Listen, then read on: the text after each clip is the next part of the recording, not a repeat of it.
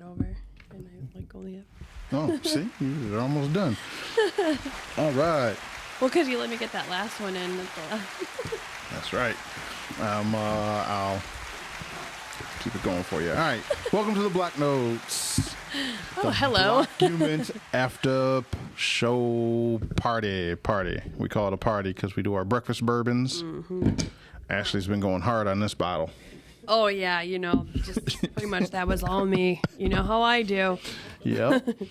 All right. So we just wrapped up. What are smart contracts?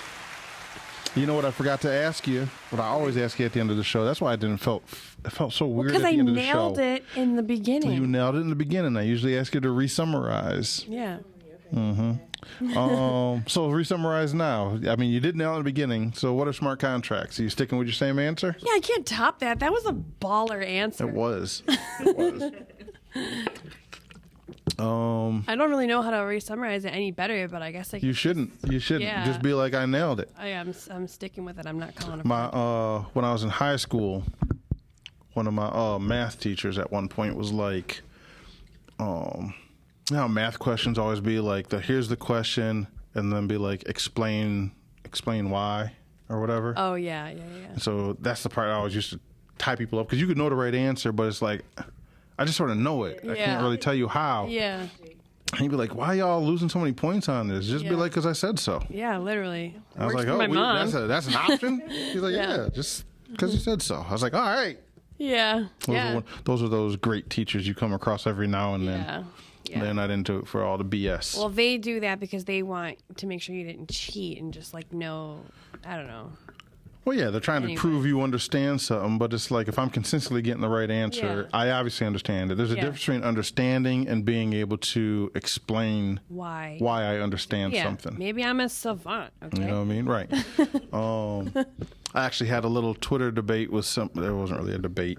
We just had like a 5-tweet back and forth because they were like, how much they understand Bitcoin. And I was like, dude, like, you probably don't understand Bitcoin, because people who the people we look to, the people who are like literally building it and maintaining it and finding these bugs we talked about and everything else, they still disagree. Right. They don't get Bitcoin. It's how you, some pleb, you just understand. It's like, well, I understand the basics, so it's just the same. I'm like, dude, it's like, I understand how an airplane works. I wouldn't call myself an aviation technician.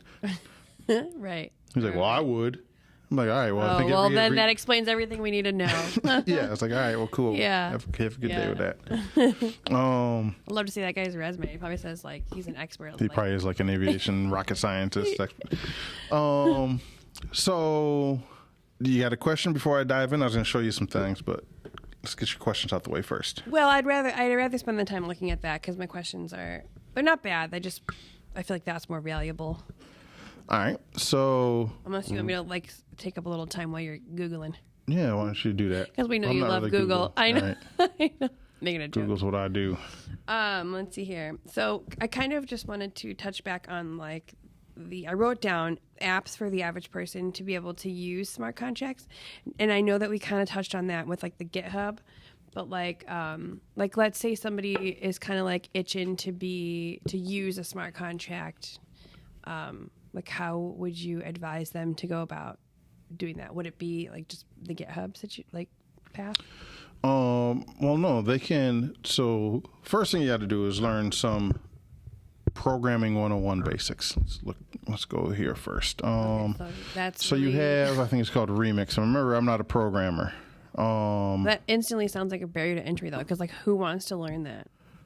Well, people who want to learn how to do this, but if you don't want to learn it, then just hire someone. So it's like it's like what I used to tell my kids all the time. They're like, I want to do this, I want to do that, and it's like, no, you don't. Do you really? Yeah. I was like, no, you don't, because you have never done it. Yeah. And you're telling me the only way you gonna start doing it is if I go spend $500 to get something for you to learn how to do it? Mm-hmm. Nah. You know, one of my kids, like, I want to learn how to do this, X, Y, and Z in music. It's like, then you would learn how to do it in music, right? When you want to learn how to draw, you and ask me for a drawing set, you took whatever you could and was just drawing on everything. That's how I knew you wanted to draw. Yeah. Right? Yeah. Same thing. If you want to really understand something, you're going to figure out a way to do it. And it shouldn't be easy. If it's too easy, it's crap. The output is crap. Websites are really easy to build.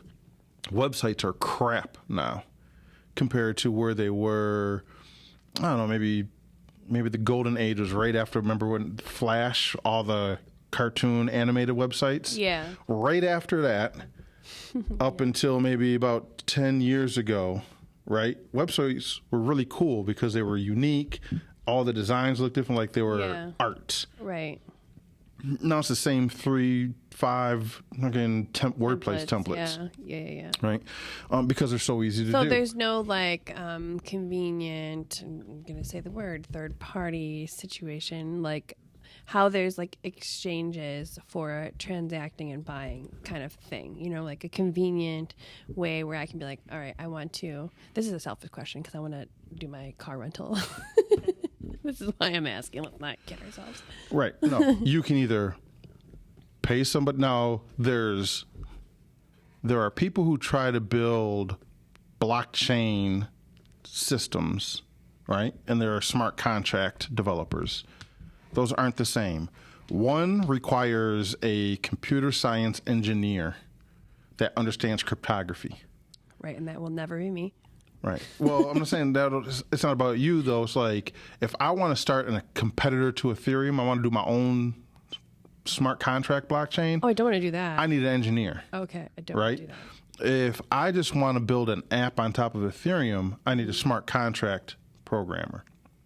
Those are way easier and more attainable to get because they're just people who already understand code. Is why I tell people all the time, it's like, look, I know several programmers who are like, oh, yeah, I'm sort of in between. I'm looking for whatever. I'm like, why aren't you just messing with, like, people will pay for a Solidity developer or whatever developer on any other kind of chain. And you don't got to really, like Solidity is just JavaScript rewrote, right?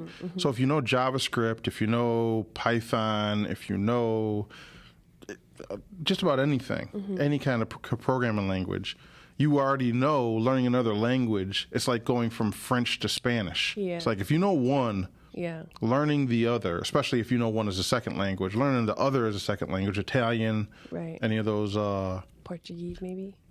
Yeah, Portuguese. You're like, no. They're all the same. No, not Portuguese. Yeah, they're all the same base structure. So it's like, all right, here it's called variable, there it's called var. Well, yeah. Right. Exactly. So if you wanted to learn how to write a smart contract, then I'll link this on the Blockument.com. So all I did was go to ethereum.org. Okay. Click on developers. Click learn by coding. You can click tutorials too. Okay. Remix is a really popular deployment, so you can open it. So we'll click open Remix. I always decline any kind of pop-up. No. And so, like, literally right here, you can write a smart contract. Oh, wow. This is what you would use. You would come here. Now, like, let's say you did it and you finished it. Is that something you can just, like, send somebody the link to? Well, no. Once you finish and you've checked it and you're going to need to work, this is where, like, if you use MetaMask or anything, you'll see the test nets. So you would write your code here in Remix. You would be logged in like on MetaMask using one of the test nets, not Ethereum proper, because you're going to have to run a lot of transactions and pay a lot of gas. You don't want to pay real money. Right. No. Right. So you're going to be paying.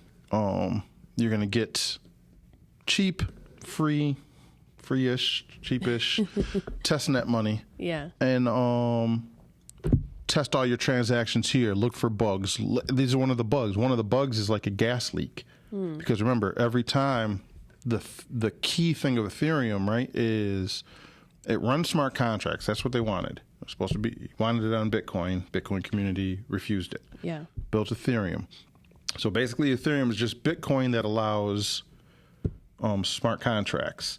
One of the key to those smart contracts, one of the reasons Bitcoiners didn't want it was because what happens if you get these infinite loops? We're talking about storing people's wealth. Now, I don't know if you ever had your computer crash, Yeah. right? Well, that's because those loops we talked about, if Yeah. this, then that, Yeah, then loop. just- Well, how many times can it loop? Yeah. So if I write a function, right, that says, look, I want you to check, like variable is number, right? And that number right now is 5. Now what I mean to write is, look, check is the number equal to or less than 5. It'll say, and then I'll say, here's a number 3. I'll be like, well, 3 is less than or equal to 5. I was like, well, if it is, run it again. And keep doing this until you get to more than 5. Once it's greater than 5, stop running. Okay. Except instead of using the less than symbol, I use the greater than symbol. And I said start at 3. So is that greater than 5? It's like, no, then and it will never be. It never runs. So that's what happens when and it causes your computer to crash. Something like that happened. Yeah. Your computer crashes. Oh. Now imagine if it's the world's money supply. Some asshole used a less than instead of greater than symbol and crashed an entire global economic structure. We don't take that risk. Yeah, no. So in Ethereum, they don't really take the risk either. This is why you have gas. This is why fees matter. Because you're going to pay a fee. Every time I run any calculation, you got to pay a fee. Right. And that loop, every time that loop happens, you're going to pay a fee. So That's why those fees get so high. So I was like 83 cents, but it's going to be a $300 Almost like fee. a stop loss kind of. It's a stop loss. Yeah. Well, yeah. And so it's like, hey, when you run out of fees, we're just going to stop running the code. Right, right. So unless you got infinite money, Right. that you can't run an infinite loop. Right. Right?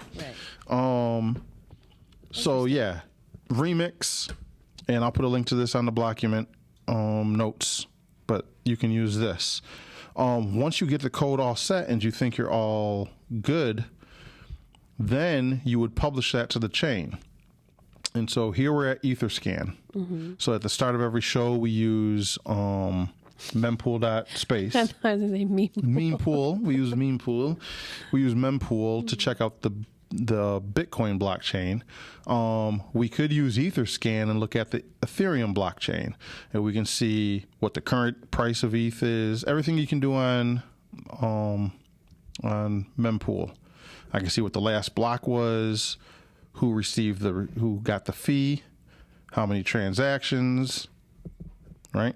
I can look at all of this. Yeah, cool. All right. And then I can search by either your address, a transaction hash, which is what, like your receipt number every time you send or do a payment.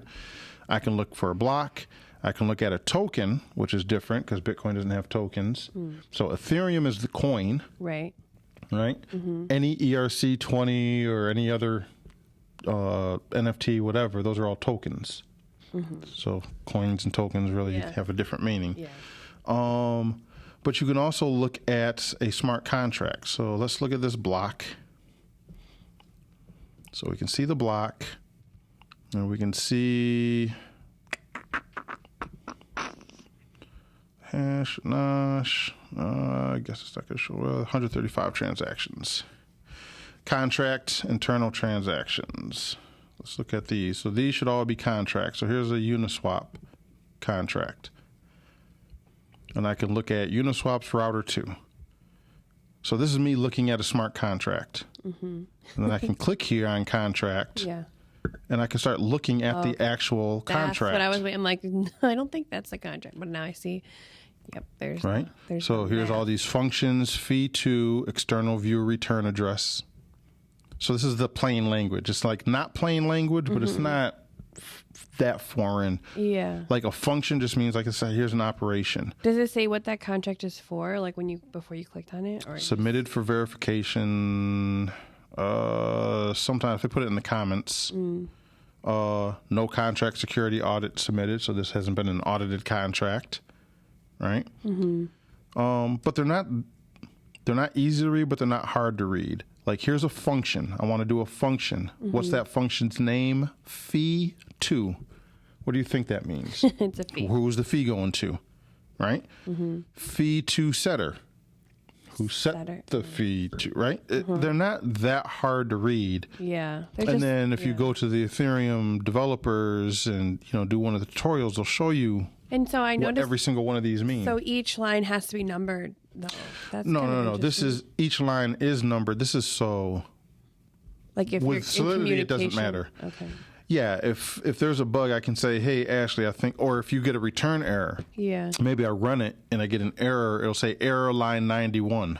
And then you know where to go. So I sort of know where to look. Okay. Right? Yeah. It's just easier to read like this. You could write this all in one line if you wanted to with Solidity, I believe. Yeah. Some programming languages force you to do line breaks and tabs and everything. Some don't. So yeah, it's not the easiest thing. Yeah. But it's not as hard. Swap exact tokens for ETH supporting fee on transfer tokens. What do you think that does?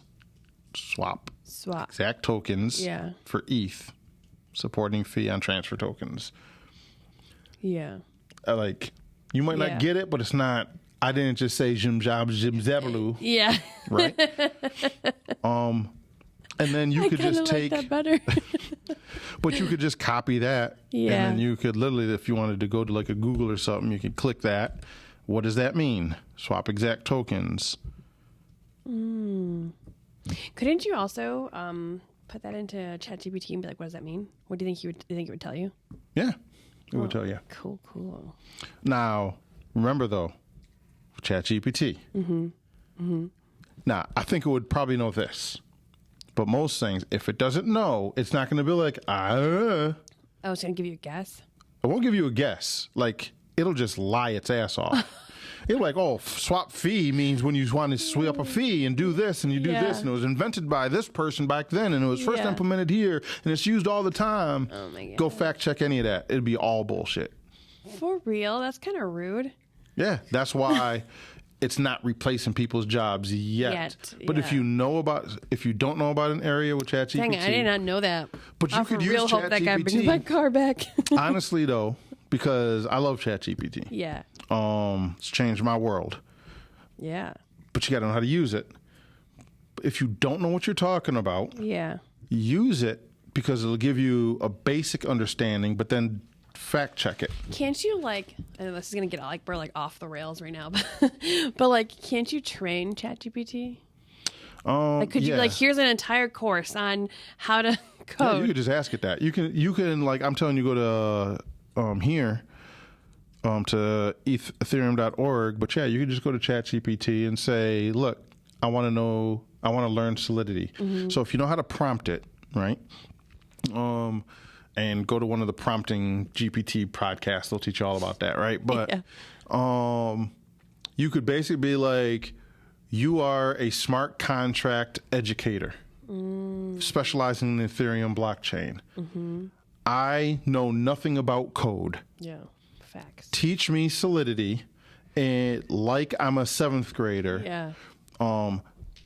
Ask me questions all the time to check my understanding before we move on to new concepts. Do all this. Just describe how you want to learn. Wait a minute. And then be like, it could teach. This is not what I was saying, but it can teach you? Yeah. And then be like, go.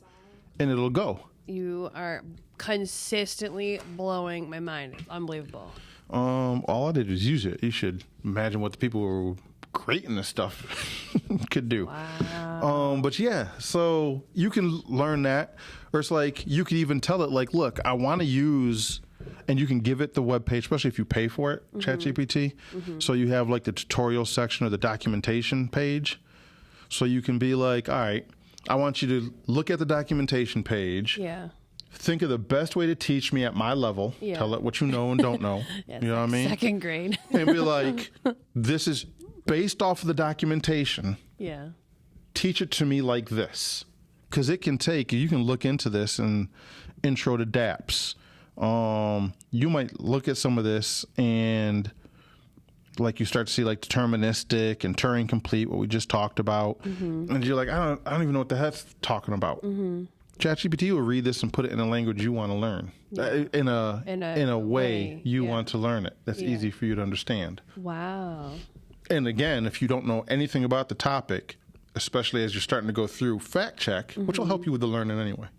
Go through, learn it. You can go to Remix because you're going to say, I want to use Remix to write. Yeah.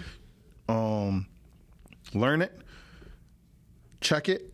When you're running the code, you'll see if it's errors or not. But when you get an error, then you go to ChatGPT and be like, hey, I did what you said and it gave me this error. Yeah. And this is what I say, it'd be lying. But like, yeah, because you can't do that with Ethereum. So really what you should have done was this. It's like, what the fuck you telling me this? Oh my gosh. It does that to me all the time. You're like, no, that function doesn't exist. Yeah. It's like, well, what the hell did you even... Talking to you like you're this dumb one. Yeah, so a lot of times I'll be like, look, use only factual-based stuff. Don't, double check. A lot of times you can tell it to like double check its work before it gives it to you. Yeah. Oh my God. There's a lot of little prompting tricks you can use. That sounds so silly. Like this coffee is hot. Like, can you please double check? Can you make sure you're giving me accurate responses, please? Yeah. No, it just will tell you what it's a pleaser. It wants to please you. Yeah. Well. But yeah, so you can go to Etherscan. You can check out your smart contracts. You can read them. Every time you use MetaMask, I'm not logged into any account. I'm not going to do it now on site or anything. Yeah, just put your password in there. Yeah. Right, because there'd be too many people like, nah, I know what that key sounds like. Yep. Mm-hmm. Password 123. I know what those clicks sound like. Right. When you're interacting with a smart contract, especially if it's on a platform you've never really used before, it'll give you what the contract address is. Like this contract is trying to do something. And MetaMask or whatever wallet you're using, it's going to ask you for permission. Yeah. If you're not really sure and you want to double check before you confirm it, you can just copy the contract or click right on it. Right. It'll open up Etherscan and bring you to the contract page, and you can start seeing, what does this contract do? And if you see it's really long and complicated, more complicated than you expect, maybe don't interact with it, especially if you're doing some kind of high until you've confirmed what it is. And one last time, how to confirm what it is. You either have to learn how to read what this is saying or get somebody you trust. Ask the community if you're in a community. Like that'd be a GitHub situation? Or you can like, go to, well, no, but you can go to saying? like Stack Overflow. You can go on Twitter. You can go to wherever the community of the smart contract system you're looking at. But what's even some of the basics, and I think we'll do an episode just on like Etherscan, period, because it's so more complex. There's so much more to it. But I can look here, like, who's the creator? Well, Uniswap is the creator. Well, if I'm dealing with Uniswap, that makes sense. But if I come here and it says JibJab is the creator, but I'm doing this platform on Ashley.com, and you don't say nothing about JibJab anywhere. Yeah. Now I got to ask, like, why is this JibJab publishing? Why is Ashley publishing under JibJab? Right. Maybe I'm going to reach out to Ashley. Yeah. Before I use it. Like, hey, I was looking at using this platform, this interface, but it says, what do you know about JibJab? I wouldn't even give them like, I'd just be like, what do you know about JibJab? And they'd be like, oh yeah, that's what we publish all our smart contracts under. Or they're going to be like, I ain't never heard of them. Yeah. This is how people get hacked, like individual users. It's because they're clicking on smart contracts and not even checking who deployed them. Yeah, and also something's coming to my mind, like people get scammed all the time on like YouTube, for example, because someone creates a username that's like super similar to the person that like they know and trust. Like I feel like they could easily do that too. Like if your name is like Nate Talbot on YouTube, and it's just like Nate space dot Talbot or something. They do it all the time. So this is the mantra. Yeah. Don't trust. Verify. Yeah, love it. But you can click on, like I just clicked on Uniswap, so I can see all the contracts that they're doing. So yeah, there's a lot you can do to verify that. But yeah, using this, figuring that out, at least understanding the basics. Remember, the entire space is in a testnet situation. I know people are still trying to be like, oh, Web3 is going to be what everybody's using by tomorrow. It's not ready. By yesterday, yeah. Right, it's not ready. Yeah. So treat everything like a testnet. That's interesting. I actually did not know that. So, well, I just posted this on Twitter the other day too. What did I say? As far as Bitcoin's still in beta. they say version 25 came out, but that's because they just got tired of saying 0 point. We're on 0.25. I didn't know. We're not even at version 1.0 of Bitcoin, and we probably never will be. Yeah. It's sort of in the mantra at this point. But if Bitcoin's still in beta, and it's one of the simplest uses of the technology available, right? They haven't figured out how to do an alpha version of Bitcoin yet. And you're doing advanced flash loans using DeFi and smart contracts. You think they got it figured out? Probably not. No. Ethereum changes its game plan every 2 years because they figure out what they were planning. Like right now, staking was such a great idea, and I'm not trying to sound like anti-Ethereum, but this is one of the things you should be cautious of, right? So another platform just came out and introduced restaking. I already hate liquid staking. Yeah, what? We're not going to get into staking, but like literally Vitalik and like core ETH developers just did. Go check out. There's a Bankless episode where you got Vitalik and a couple of the core. Bankless podcast. Yeah, we're not sponsored. yeah, they're not paying for it. But you got Vitalik and you got some key Ethereum people talking about this problem, how this could centralize the whole network.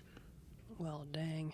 But it's part of the design concept, and it's like these are the things you're not thinking of. The more complex you make something, right, the more unintended consequences creep in. It's like more money, more problems. Right, and I'm into the full crypto space, but this is why I call myself a Bitcoin maximalist. Yeah. It's like, all right, I like that ethos. They don't want to, they understand. We did Taproot, right? I say we, I didn't contribute to the shit, but they did Taproot. Yeah. And this is where the whole ordinals and BRC20 or BRC20s and all these exploits that now a lot of Bitcoiners hate. Yeah. Well, this was a thing you loved, but you didn't think of unintended consequences. Right. That's not going to kill the chain, right? But that's just one little. This is the blockchain that doesn't move fast. Yeah. It's a slow chain. Yeah. And it's got unintended consequences. Right. Ethereum's changing stuff all the time. And then the alternates to Ethereum are changing things even faster because they're trying to beat Ethereum to the punch. Right. Ethereum's still trying to figure it out. You're using their EVM on almost every single one of your alt chains. They haven't figured it out yet. But you're going to take that and make something even more on top of it? Yeah. It's a test net. This whole space is a test net. I love it. Yeah. I think there's a lot of use in the future. People are like, oh, if there was utility, it would have been around already. Yeah. You're 14 years old. AI has been around for decades, right? Didn't know that It just got usable for the average consumer last November. Wow. Yeah. That ChatGPT 3.5 came out. Yeah. It was the first time their average user ever touched it. And we're not even at real AI yet. It took them 10 years to not even get to, or decades, to get to not even real AI yet. They've been working on this stuff since like the 80s. Really, conceptually, well before that. But I think late 70s, early 80s when you first had your first fundamental building pieces, right?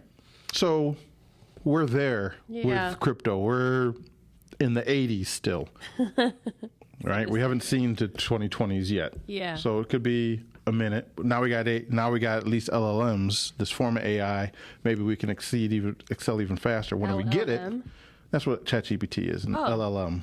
Struggle much I know. Yeah, maybe with that we can exceed even faster. The point is, it's a test net now. It's going to be what we use. ChatGPT or any AI is not going to a bank to open up a bank account. It's going to use digital native money. I see. Okay, so like one day you could just be like, "Hey, ChatGPT, I'm gonna like start this business.